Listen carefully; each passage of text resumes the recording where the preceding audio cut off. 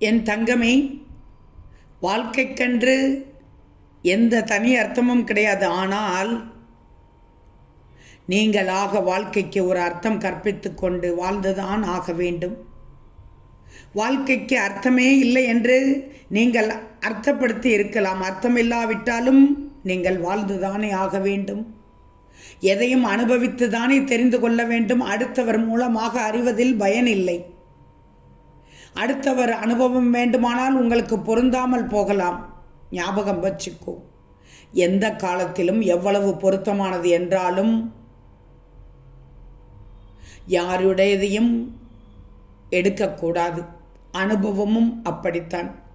உரிக்க தோளாக வந்து கடைசியில் ஒன்றுமில்லாமல் போகும் வெங்காயத்தைப் போல வாழ்க்கையிலும் ஒன்றுமில்லை என்று உங்களுக்கு தோன்றலாம்.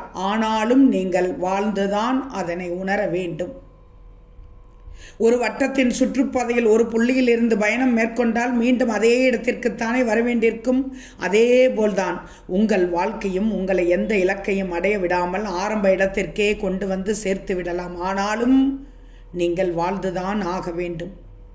வாழ்க்கைக்கு அர்த்தமே இல்லை என்று நீங்கள் அர்த்தப்படுத்தி இருந்தாலும், வேறெந்த அபிப்பிராயம் கொண்டிருந்தாலும் நீங்கள் வாழ்ந்தாக வேண்டும். இது இயற்கையின் கட்டளை. தங்கமே, வாழ்க்கை ஒரு வட்டம். இதில் பல செயல்களை திரும்ப திரும்ப செய்துதான் ஆக வேண்டும். தினமும் செய்துதான் ஆக வேண்டும். அக்காரியங்களில் உனக்கு சலிப்பு தோன்றிவிட்டதென்றால் நீ வாழ்க்கைக்கு புறமுது காட்டி ஓடிக்கொண்டிருக்கிறாய் என்று அர்த்தம்.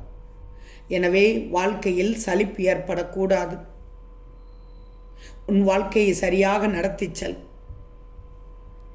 மகிழ்ச்சியாக வாழ நினைக்கும் என் பிள்ளைக்கு சாயி கூறும் அறிவுரை இதுதான். உன் அபிப்பிராயத்தை மாற்று. உன் வாழ்க்கையை மாற்றலாம். உன் வாழ்க்கையை நீ மாற்றலாம். இப்போதைய காலத்தில் வாழ்ந்து கொண்டே கையில் கிடைத்த இந்த கணத்தை அனுபவித்து கொண்டே எதிர்காலத்தில் நீ அடைய நினைக்கும் இலக்கை நோக்கி நடைபோடும். இதுதான் உன் சாய் கூறும் அறிவுரை. இன்றைய நாள் இனிய நாள். உன் வாழ்க்கையை அழகாக வாழ்ந்துவிடு. ஓம் சாய்ராம்.